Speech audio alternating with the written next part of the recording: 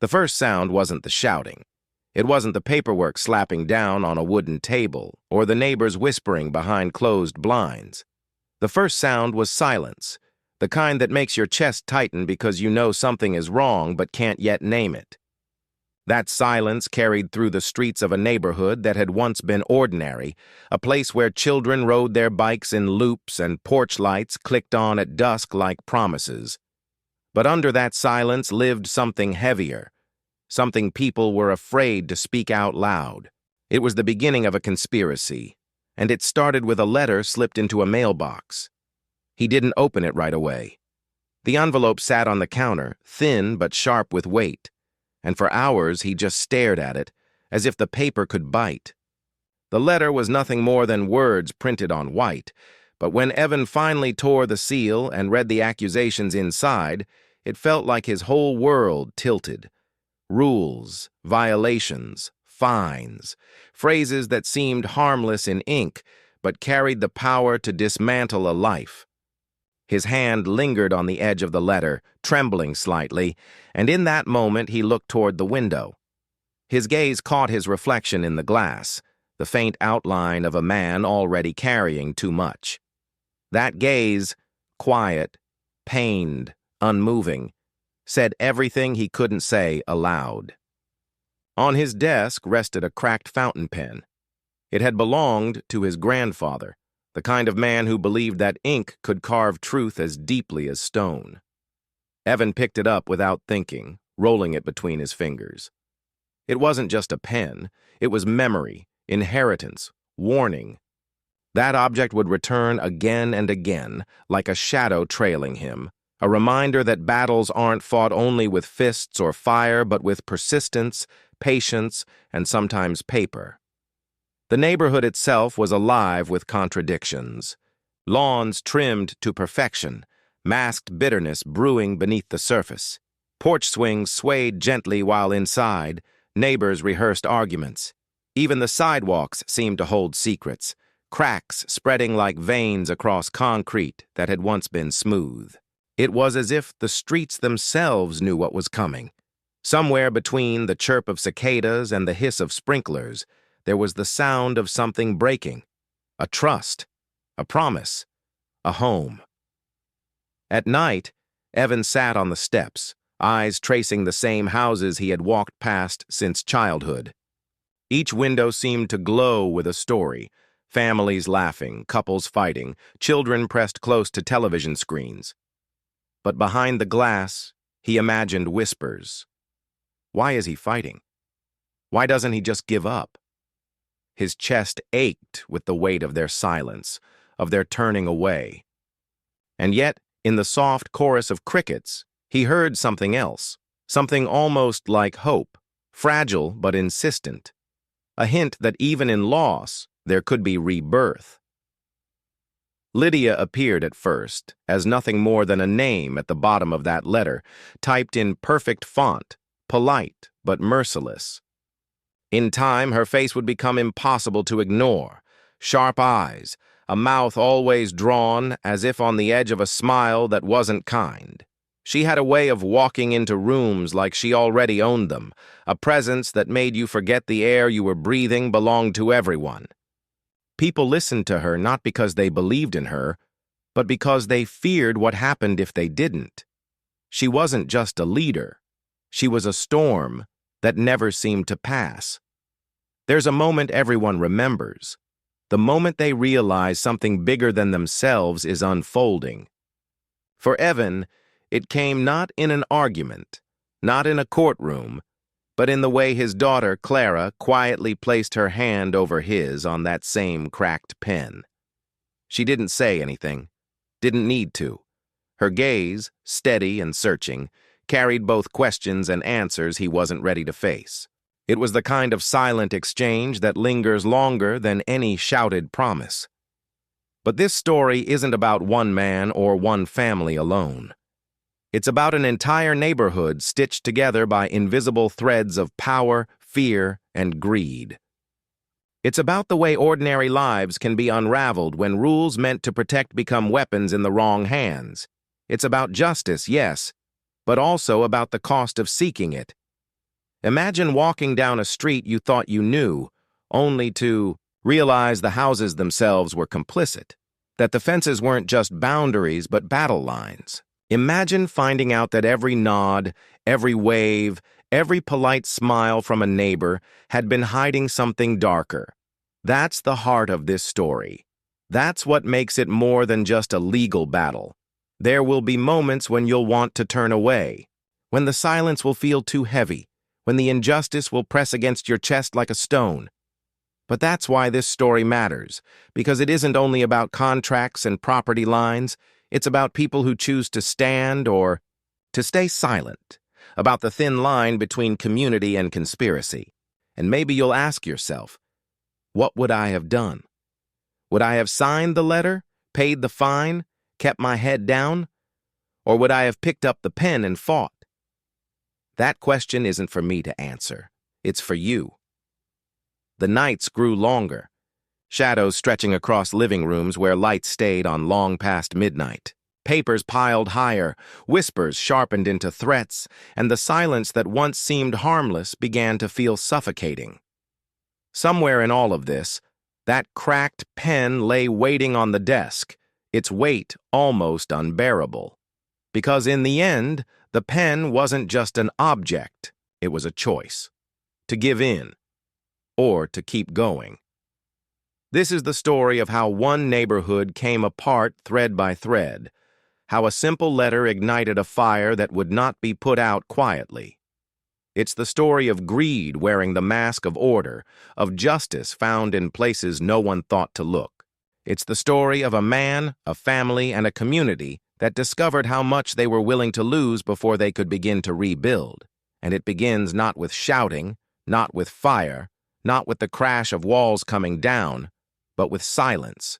A silence that still hums in the spaces where trust used to live. A silence that waits for someone brave enough to break it. That's where we start. And once you hear what happened next, you may never look at your own neighborhood the same way again. The silence he carried from that letter never left, but it began to shift in shape. Some nights it pressed against him like a stone, and other nights it whispered, dragging him back into places he thought he'd left behind. One evening, sitting at his desk with the cracked pen between his fingers, Evan caught himself staring too long at the lamp's glow, and the hum of the bulb pulled him into memory. He was 12 again, in his grandfather's study, watching the old man's hand tremble as he signed a document. "Never sign what you don't believe in," his grandfather said, the words heavy with warning. The boy had nodded, not really understanding, but he remembered how the old man's eyes held a kind of fire, even as his body faltered. On the desk back then had been the same pen, its nib stained with dark ink. That was the night Evan understood that paper could be both shield and weapon, and that sometimes silence was the most dangerous thing of all. Now, decades later, the same object sat in his hand like a ghost. His gaze slipped from the pen to the window again, where the reflection of his tired face stared back. He saw himself as his daughter might, caught between fight and collapse, stubborn yet fraying at the edges. The past wasn't just memory anymore. It was seeping into his present, shaping every choice, every hesitation. The HOA meetings became battlegrounds dressed in civility. Neighbors spoke in polite tones, but beneath their words was accusation. Lydia sat at the center of it all, her smile precise, her papers stacked neatly before her. When she addressed Evan, it was never with outright hostility. It was worse than that. She spoke as though she pitied him, as if he were a foolish man wasting time, a relic clinging to outdated notions of fairness. And the crowd often nodded, not because they agreed, but because they feared what would happen if they didn't. It wasn't just Lydia's ambition that fueled this fight. It was her past, too. Rumors swirled about her husband leaving years ago, about debts paid off in ways nobody questioned too loudly. Some said her hunger for control came from loss, that her cruelty was armor. Evan watched her carefully one night, after the meeting had ended, and the hall was nearly empty. She lingered over the stack of papers long after everyone had gone, her hand brushing the margins softly, almost tenderly. For a moment she looked less like a tyrant and more like a woman holding on to the only power she thought she had left. Contradiction lived in her, just as it did in him. Clara noticed the changes, too. She saw how her father sat longer at the desk, how he sometimes flinched when the mailbox creaked. She remembered her grandfather's voice as well, though faintly, and it made her wonder whether this battle was really theirs or simply inherited. One night she placed a cup of tea beside him and asked quietly, "What happens if we lose?" He didn't answer at first. His gaze dropped to the cracked pen again, and his silence filled the room like a warning. When he finally spoke, his voice was softer than she expected. "Then they erase us. Not just from here, from history." Those words lingered long after, turning ordinary moments into questions. Was every knock at the door a threat? Was every friendly wave from a neighbor a mask? Suspicion seeped into daily life, bending even kindness into something sharp. A woman named Sophia, who had once been warm to Evan's family, brought over a pie one afternoon. She smiled, said she wanted to help, but later Evan discovered her signature on one of Lydia's petitions. Good intentions or betrayal? He couldn't tell anymore. The deeper Evan pushed, the more tangled it became. Old property maps surfaced, some showing boundaries that didn't match the official records. His grandfather's name appeared on documents that seemed altered, lines erased and rewritten. It was as if the land itself had been rewritten, piece by piece, to serve those who knew how to manipulate the ink. And always, the cracked pen reminded him, truth could be rewritten, but it could also be reclaimed. One memory returned sharper than the rest. He was 18, sitting in the same study, when his grandfather told him that power never shows up wearing its true face. It comes dressed as order, as safety, as fairness, and by the time you realize what it really is, it's too late. Back then, Evan had dismissed it as bitterness. Now, listening to Lydia's polished speeches about community harmony and shared responsibility, he realized the old man had been right. The words were masks. The rules were weapons. The confrontation came on a night when the air itself felt charged. Evan walked into the meeting hall knowing Lydia had prepared something. She greeted him with a smile too sharp, her eyes catching the light like glass. She slid a folder across the table, the paper crisp and threatening. Inside were photos. His yard, his house, his family caught in mundane moments. The caption beneath them spoke of violations, non-compliance, fines. But to Evan, the photos weren't about grass length or mailbox paint. They were about surveillance, about intrusion, about control. He felt the eyes of the neighbors on him, waiting to see whether he would fold or fight. His fingers tightened. On the cracked pen in his pocket, the metal cool against his skin. For a moment, he thought of his grandfather again, and of Clara's quiet question. He wanted to lash out, to tear the photos apart, to shout, but instead, he raised his eyes slowly and let his silence do the work. That gaze, steady and heavy, cut deeper than any word could.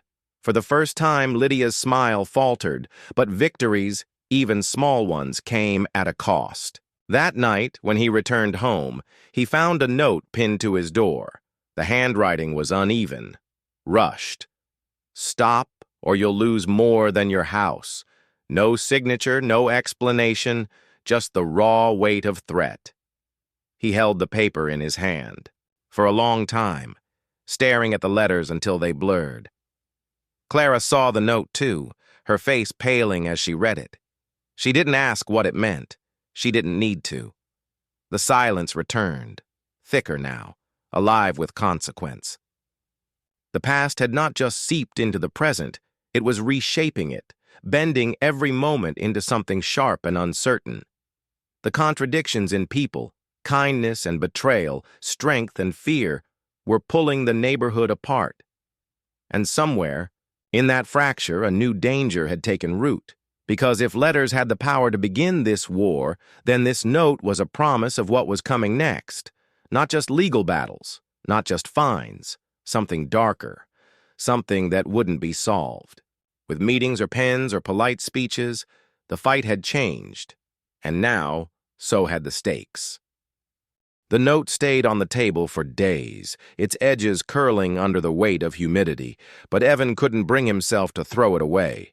Every time he passed it, he felt the sting of its warning, the blunt promise that someone was watching, closely enough to know where his family lived, where they slept, where they let their guard down. He told himself not to give it power, yet it lingered like a shadow that followed him from room to room. Clara saw the change in him first.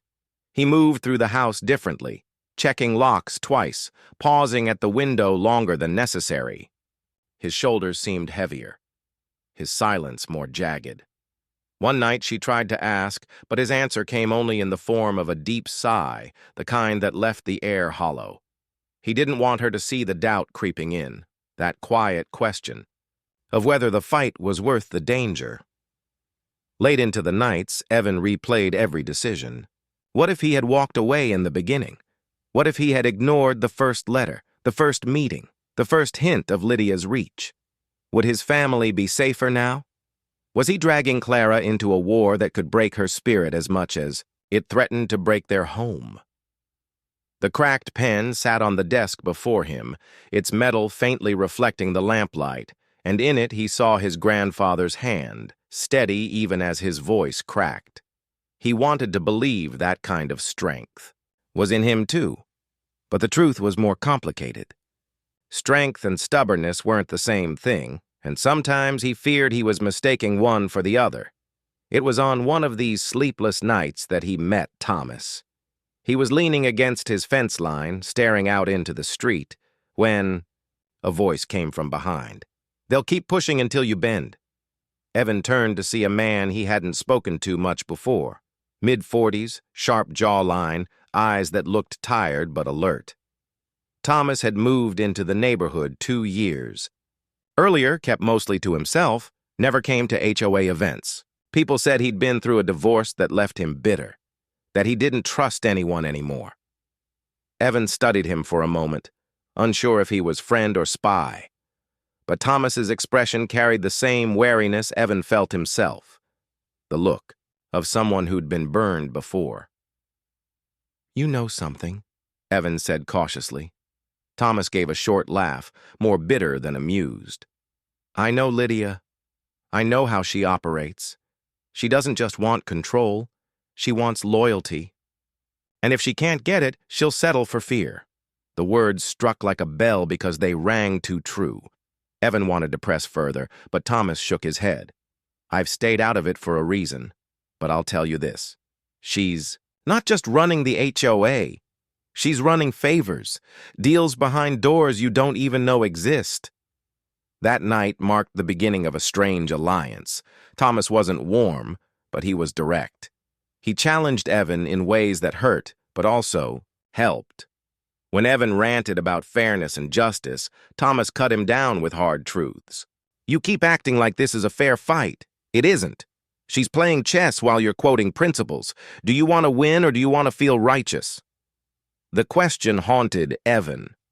Was his fight really about justice, or was it about proving his grandfather right? About carrying a legacy so heavily that he'd forgotten to ask what it was costing him in the present? Each time Clara's tired face came to mind, the guilt tightened. Weeks passed with small skirmishes, another letter of fines, another neighbor suddenly unwilling to speak to him. His name tossed around in whispers as though he were the villain, trying to destabilize the neighborhood. The weight of it all bent him closer to breaking. And then came the decision that pushed him to the edge. Thomas approached him one evening with an envelope. Inside were copies of emails, messages between Lydia and a local developer. The words spelled out a scheme to rezone parts of the neighborhood, to push out long-standing families under the cover of beautification projects. The profit involved was staggering. "This is your proof," Thomas said flatly. "But it's stolen. You use this, you win a battle, maybe even the war. But you'll never be clean again." The conflict ripped through Evan like a storm. Here was the evidence he had been desperate for, the kind that could expose Lydia's lies and turn neighbors against her. Yet it had come through underhanded means. His grandfather's voice echoed in memory. "Never sign what you don't believe in." But what about fighting with tools that weren't clean? Was it betrayal of principle, or was it survival? He spent days circling the choice, sleepless nights, staring at the cracked pen, the note of threat, the faces of neighbors who avoided his eyes now. Clara caught him once, staring so long into the mirror that he didn't hear her enter the room. "You look like him," she whispered, meaning his grandfather. But the reflection staring back at him didn't feel noble. It felt haunted. The breaking point came not in a meeting or a courtroom, but in his own kitchen. Clara had placed a photograph on the counter, an old family picture with his grandfather holding the pen proudly, Evan a boy at his side. She looked at him then, her eyes wide but steady.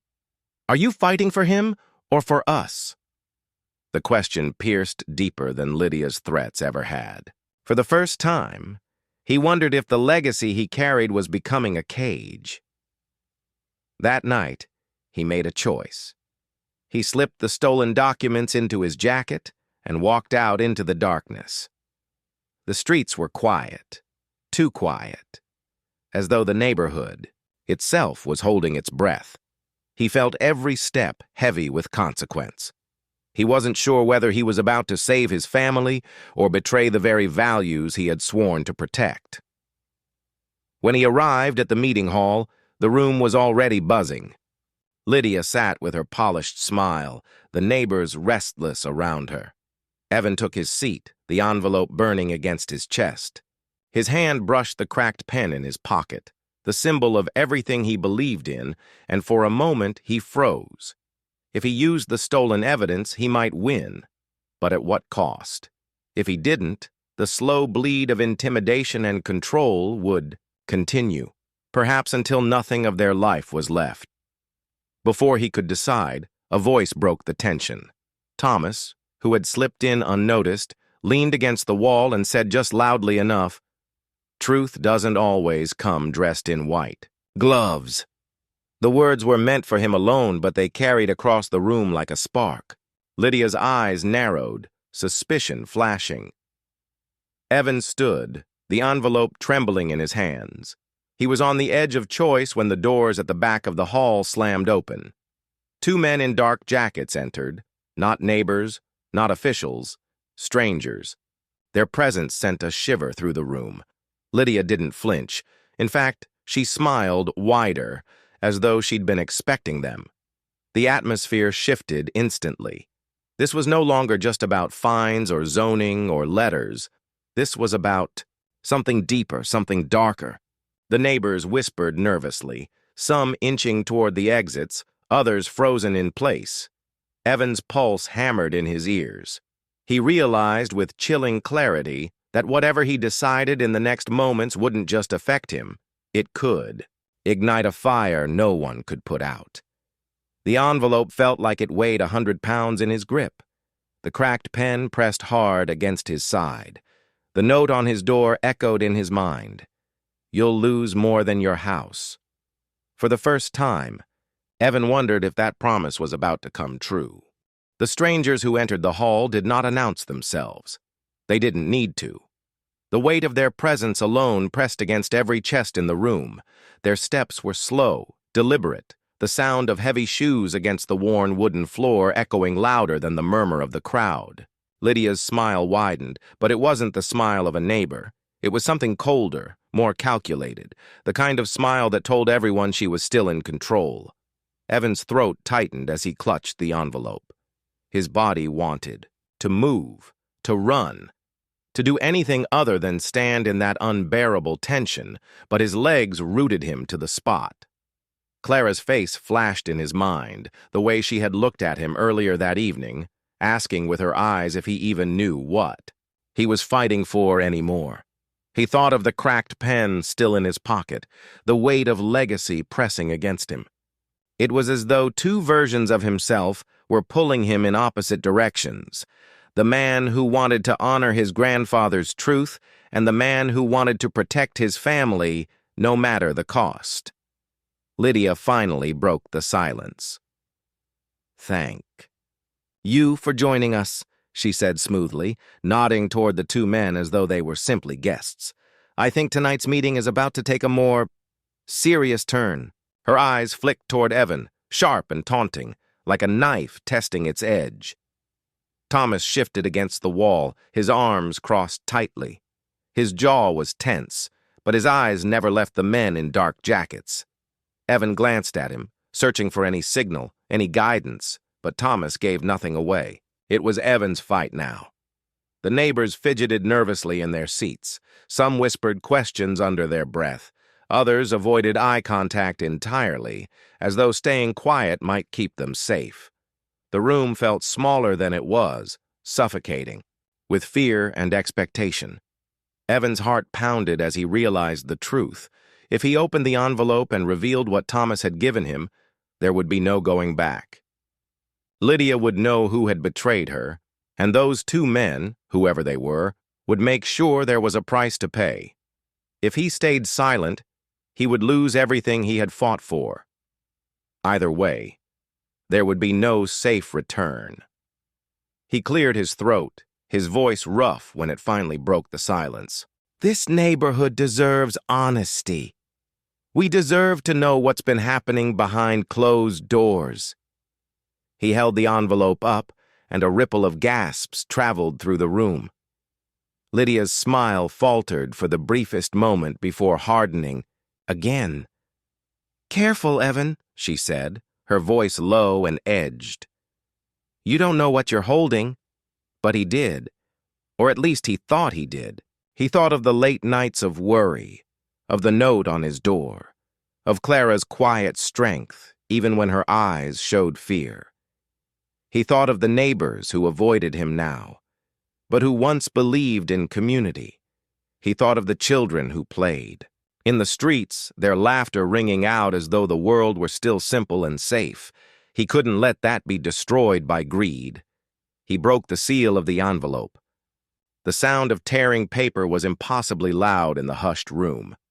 Thomas muttered something under his breath, but Evan didn't catch it. He spread the documents on the table, the evidence spilling out like an open wound. Emails, contracts, maps of rezoning plans. He lifted one page with trembling fingers and began to read aloud. His voice shook, but the words were clear, carrying across the room. This is proof of deals with developers, proof that families were being pushed out under the cover of improvement projects. Proof that this neighborhood was never the priority, it was always profit. Gasps broke out around the room. Neighbors leaned forward, their faces shifting from confusion to shock to anger. The two men in jackets didn't move, but their eyes locked on Evan like hunters waiting for the right moment. Lydia's smile vanished, completely now, replaced by a glare so sharp it seemed to cut through the air. "You don't understand what you're doing," she said, her voice trembling not with fear but with fury. "You think this will save them? You've just condemned everyone in this room." The weight of her words hit Evan like a blow. He faltered, his hands tightening around the paper. Condemned. The word echoed in his mind, heavy and final. For the first time, he wondered if Thomas had been right all along, if truth wasn't clean, if justice wasn't safe. But there was no turning back now. The room was alive with whispers, neighbors pointing at the documents, some rising to their feet in outrage. The fragile order Lydia had built was cracking before her eyes, and she knew it. Her hand twitched, a subtle signal toward the men in jackets. Thomas finally stepped forward, his voice cutting through the chaos. "So what now, Lydia? You silence him? You silence all of us?" His words carried the challenge Evan hadn't been able to speak aloud. The air grew heavier, the sense of danger thick enough to taste. One of the men stepped closer, his presence towering over Evan. His voice was quiet, but each word was deliberate. "You should sit down. Put the papers away. Forget you ever saw them."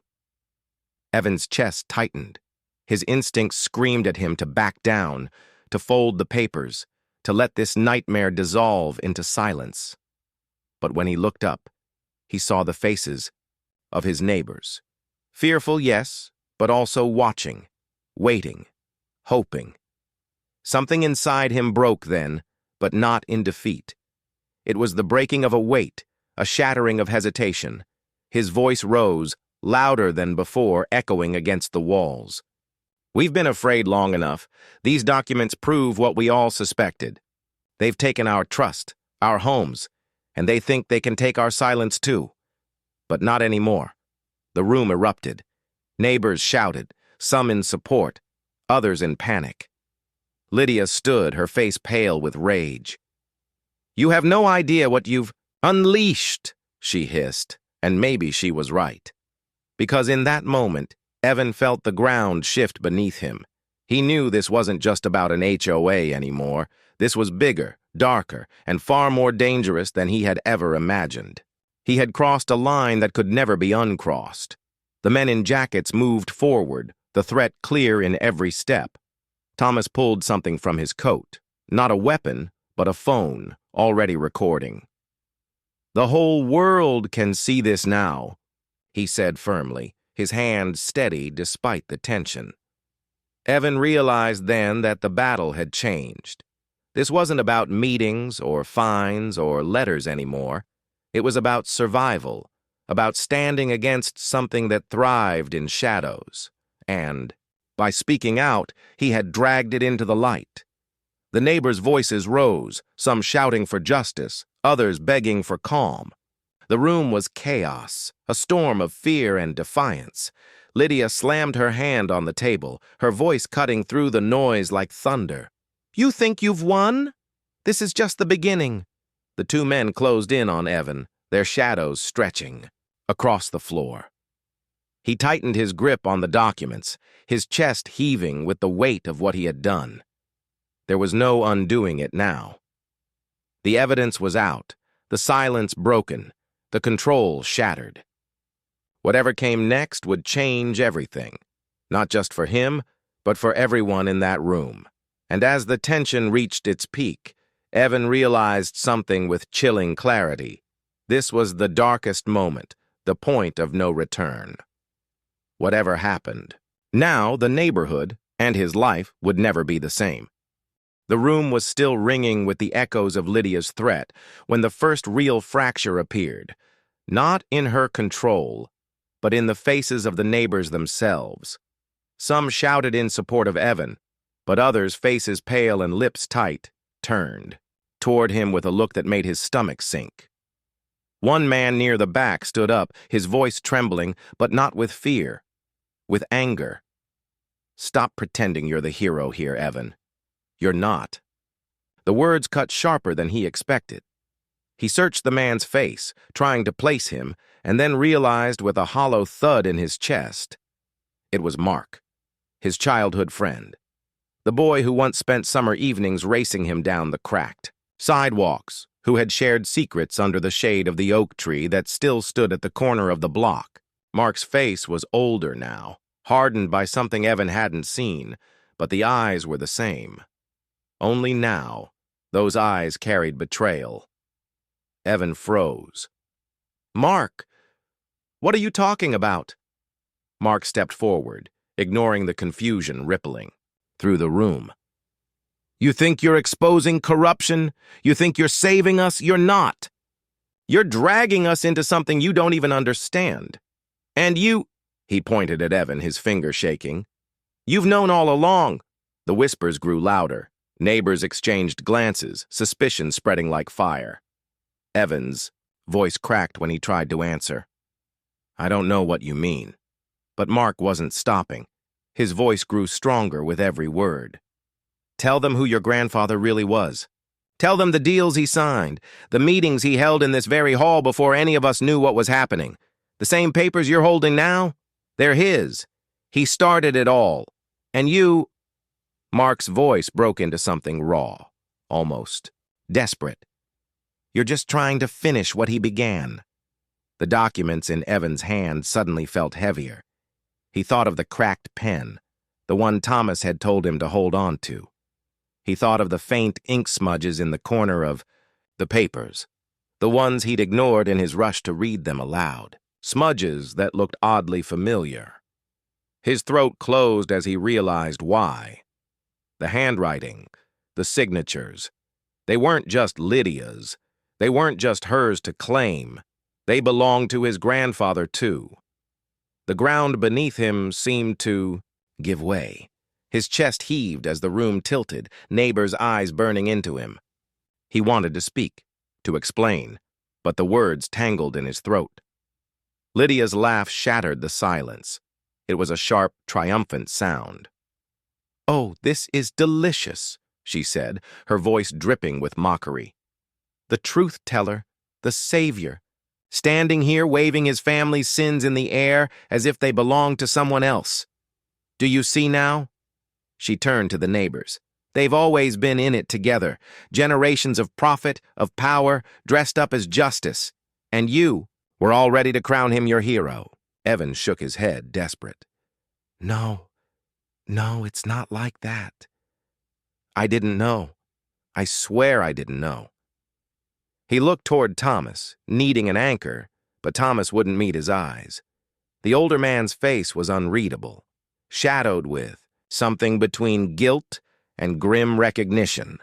"Tell them, Thomas," Evan pleaded. "Tell them this isn't what it looks like." But Thomas only sighed, his shoulders heavy. "It was never about innocence, Evan. It was about what you'd do when you learned the truth." The words hit like another betrayal. Evan's breath faltered, and he felt the weight of the room turning against him. All the trust, all the fragile hope he had tried to build, now felt poisoned. Neighbors were muttering, some glaring at him, others backing away as though proximity itself might taint them. Clara stepped forward then, her hand trembling as she reached for his arm. Her voice was soft but steady. "Evan, say something. Don't let them believe this. Don't let them think you're part of it." He wanted to. God, he wanted to. But every word felt like it would crumble under its own weight. He thought of his grandfather, of the way the man's silence had filled every room he walked into, of the mysteries that hung around him even in his final years. Evan had wanted to believe his grandfather's quiet was dignity, not secrecy. But now, standing here, he wasn't so sure. Mark's voice rose again, laced with fury. "You let us all think you were fighting for us. You let me believe in you. And all this time you've been carrying their legacy in your pocket." Evan's hand instinctively touched the pen. That cracked, useless pen. He had thought it was a symbol of resistance, of justice. Now it burned against his palm like a curse. The neighbors' voices grew louder, overlapping, a storm of anger and confusion. Some called for him to leave, others demanded more proof, others still looked at him with pleading eyes, desperate for some thread of hope. Lydia seized the moment, her voice slicing through the chaos. "You see? You see how easily truth bends? How quickly a savior becomes a villain? This is why control is necessary. This is why order is the only way. Without it, you tear yourselves apart." The men in jackets still loomed near the table, their silence more threatening than words. Evan felt trapped, cornered by betrayal and revelation alike. His chest ached with a truth he couldn't escape. The fight he thought he was leading wasn't just against Lydia, it was against the shadow of his own bloodline. Clara's grip tightened on his arm, her eyes wet with something between fear and love. "Evan," she whispered, "you don't have to carry their sins. You don't. Choose for yourself." Her words cut deeper than Mark's accusations or Lydia's gloating. They reminded him that he still had a choice, even if it came at a cost. But before he could speak, another voice rose from the back of the room. It was steady, low, and filled with a calm that silenced the crowd. Enough. Everyone turned. It was Mrs. Alvarez, the elderly woman who had lived on the corner for decades. Her cane tapped against the floor as she stepped forward, her eyes sharp despite her years. She looked first at Evan, then at Lydia, then at Mark. "You all think you know the story," she said softly. "But you don't. You think this started with Evan's grandfather, or with Lydia, or with tonight. But it started long before any of you were born. The papers you hold, Evan, they're not the whole truth. They never were. They're fragments, pieces meant to confuse, to divide. I've seen this cycle before. Different faces, same hunger. Power dressed as progress." Her words quieted the room, but not with peace. With unease. The neighbors shifted, their confusion deepening. Evan's heart pounded as he stared at her, searching her expression for answers. Mrs. Alvarez's gaze lingered on him. "The real question isn't what your grandfather did, Evan. It's what you'll do now that you know. Because everything from this point forward, that's on you." The silence that followed was unbearable. Evan felt every eye on him, every expectation, every doubt. He wanted to scream, to deny, to fight, but his body was frozen between guilt and defiance. Then Lydia spoke again, her voice softer now, almost sympathetic. "You see, Evan, even the ones who know the past can't change it, but you can still make a choice. You can stand with us and protect your neighbors, or you can cling to a ghost of justice and destroy them all." The implication was clear. Join her, and maybe the neighborhood would be spared. Resist, and they would all suffer. Evan's stomach churned. This was the twist he hadn't seen coming. Not just that his grandfather was complicit, not just that Mark had turned on him, but that Lydia now offered him a place at her side. It was a poison dressed as mercy, and it was pulling at him with terrifying force. Clara whispered again, her voice trembling but firm. "Don't. Don't you dare." Evan looked between them, Lydia's calculating eyes, Clara's desperate plea, Mark's furious betrayal, Thomas's silent guilt, Mrs. Alvarez's quiet wisdom. The weight of legacy, of community, of survival pressed down on him all at once. And in that unbearable pressure he felt something shift. A breaking, but also a clarity. He knew that whatever decision he made now would not just change his life. It would alter the fate of everyone in that room. But before he could speak, the lights flickered. A deep hum filled the hall, and then everything went dark. Gasps and shouts erupted in the sudden blackness. Papers rustled, feet scrambled, voices called out in confusion. In the chaos, Evan felt the envelope ripped from his hand, and just like that, the evidence, the fragile proof he had risked everything for, was gone. The darkness swallowed the room whole, and with it came a new, terrifying certainty. The fight wasn't just about exposing secrets anymore. It was about survival. And the rules had just changed. The blackout was absolute. The kind that erases even the outline of walls. The kind that makes you question whether you're standing or falling. Voices filled the dark, overlapping, frantic, and broken. Someone shouted Evan's name. Someone else cursed.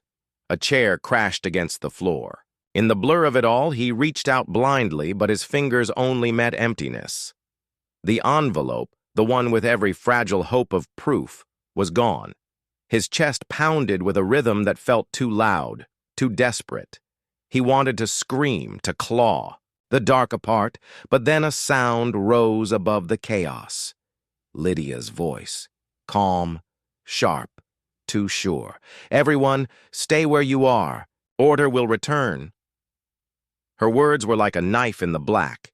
He realized then that she wasn't afraid. She had expected this. A hand suddenly grabbed his arm. Evan flinched until Clara whispered, "It's me." Her breath shook, but her grip was steady. "Stay still. Don't let them find you." The urge to move, to fight, burned inside him, but he forced himself to listen. The room was alive with shuffling feet, whispers, and the faint hum of something mechanical failing in the walls. Somewhere in that storm, he heard Mark's voice, sharp with rage. "He's not who you think he is! Don't protect him!" The words stabbed deeper than the dark itself. Then, as if the building itself exhaled, the emergency lights blinked on, dim, red, casting long shadows across faces twisted. With fear and suspicion, people were scattered, some pressed to the walls, others standing tense and ready. And there, at the center of it all, Lydia stood untouched, her jacketed men forming a wall behind her. But Evan's eyes went to Mark first. His old friend was clutching the envelope, knuckles white, his expression torn between fury and pain. He didn't look like the boy who once shared secrets under the oak tree. He looked like someone who had been carrying his own ghosts too long. "Give it back," Evan said, his voice rough. Mark's jaw tightened. "Why? So you can twist it into some story where you're the savior?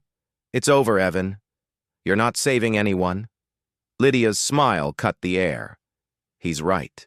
The past doesn't matter anymore. The only thing that matters is survival, and you all know I can give you that. She swept her hand across the room, her voice swelling with power. "But if you keep listening to him, if you keep clinging to ghosts, you'll lose everything. He's not your leader. He's your curse." The neighbors looked between them, faces pale, torn. Evan could see it. The fragile thread of hope fraying, snapping under the weight of doubt. His throat ached. He wanted to deny it all, but the truth was heavy in his chest.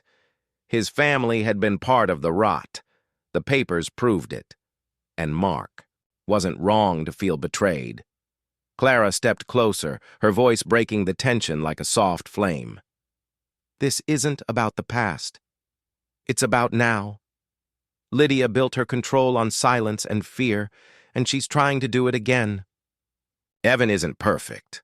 None of us are. But at least he's standing here breaking the silence. Her words quivered, but they held weight. For a moment, the room stilled. Then Mark tore the envelope open. Pages fluttered to the floor like dying birds. The neighbors gasped as names, numbers, and signatures scattered across the tiles.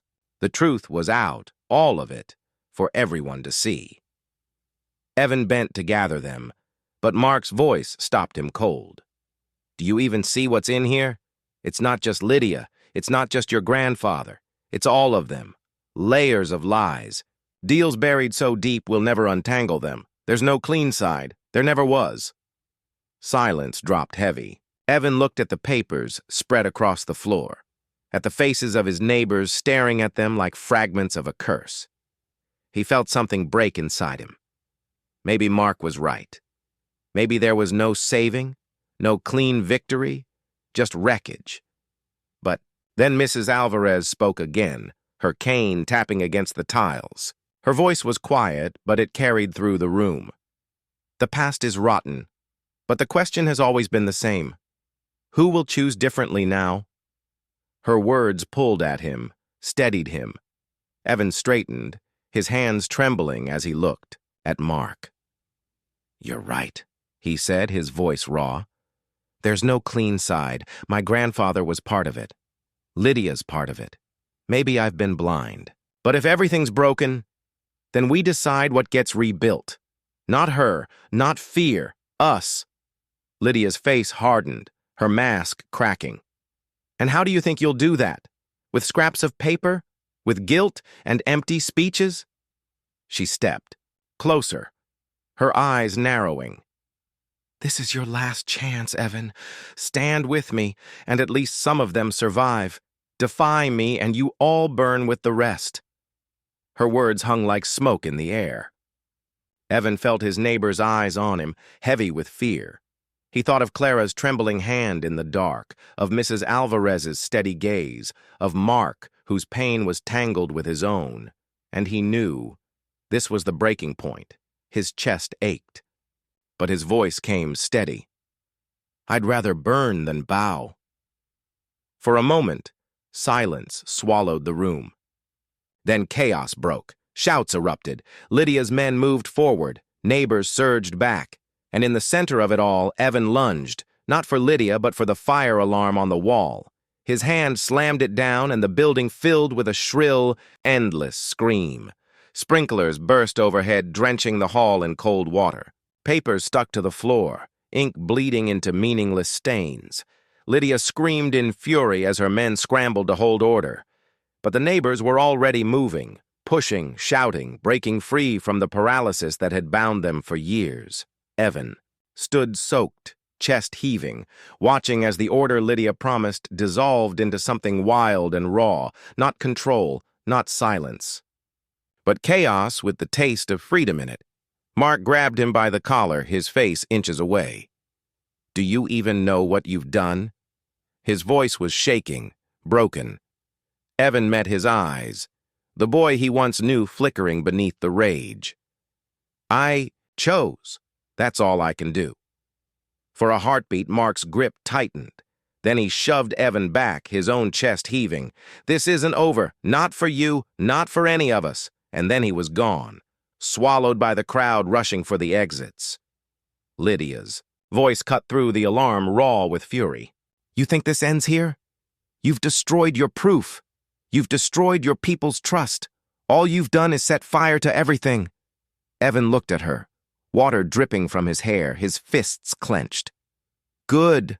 Let it burn. How?" The first time, he saw fear in her eyes. Not of losing power, but of losing the silence she had ruled with.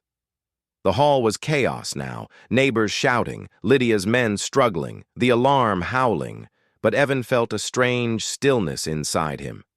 He had no papers left, no clean evidence, no clear path forward. But he had made his choice. And as Clara pulled him toward the doors, her eyes shining with something like hope through the smoke and spray, he knew this was the climax. Not victory, not resolution, but a rupture that could never be undone. Outside, the night air hit him sharp and cold. Neighbors poured into the street, some crying, some shouting, some standing silent and stunned. The building behind them blared and dripped like a wounded beast. Evan stood there, drenched, empty, yet alive. The fight was far from over. Maybe it had only just begun. But for the first time, Lydia wasn't untouchable. And then, through the crowd, he saw Mark again, watching from the edge of the street, the envelope still clutched in his hand.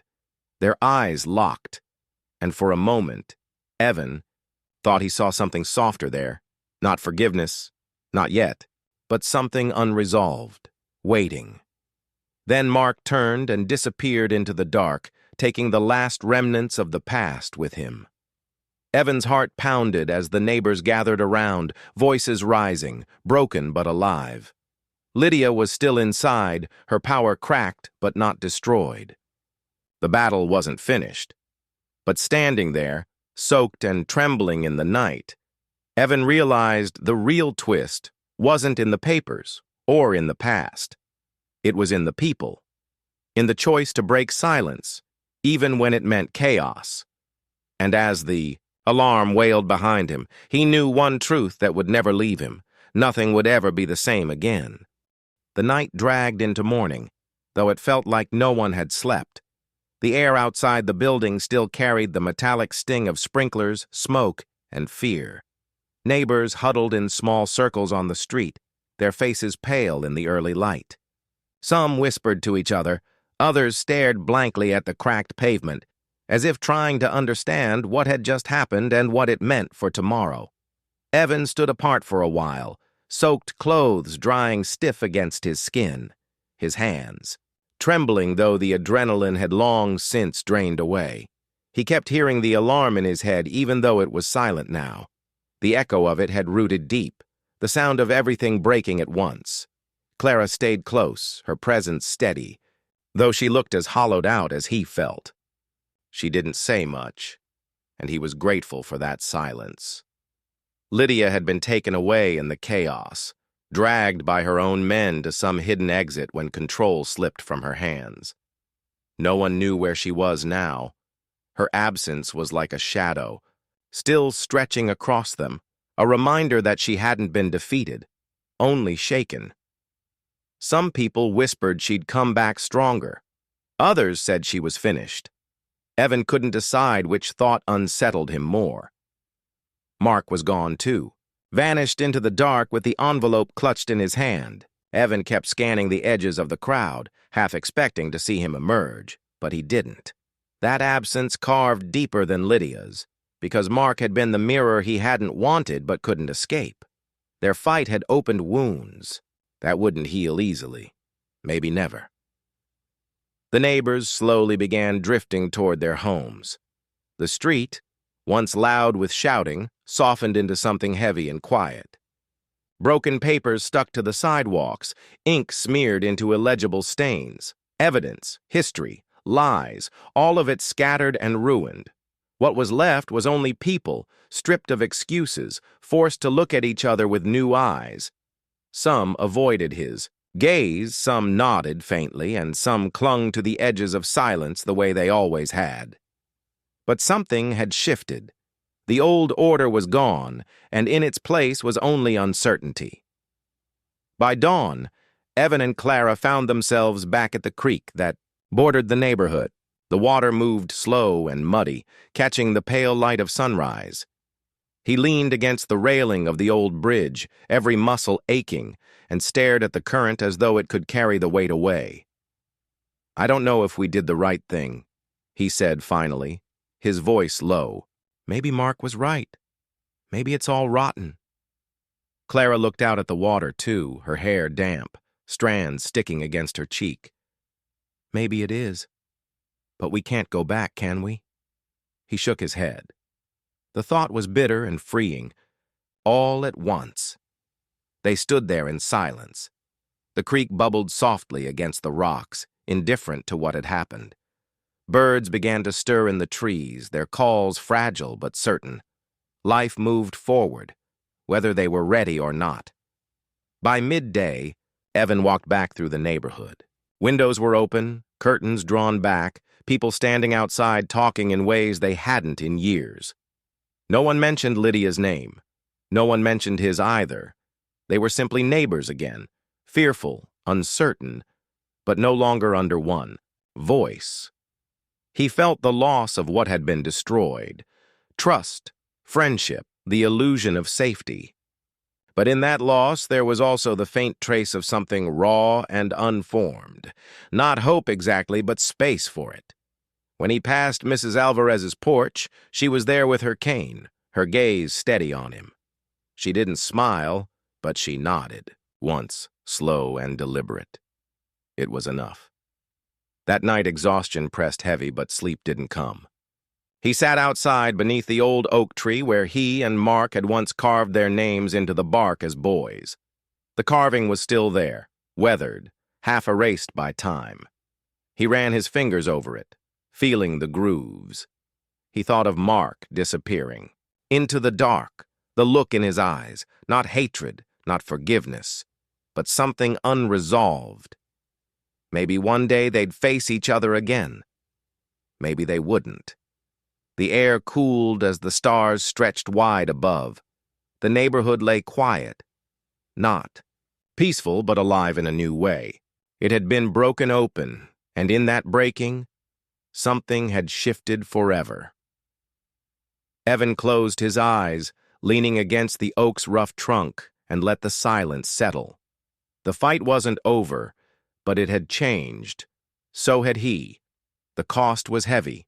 Friendships shattered, proof destroyed, fear still lurking at the edges. But there was no going back, no return to silence. And as the wind moved through the branches above him, carrying the faint scent of smoke and rain, one thought stayed with him, sharp and unshakable.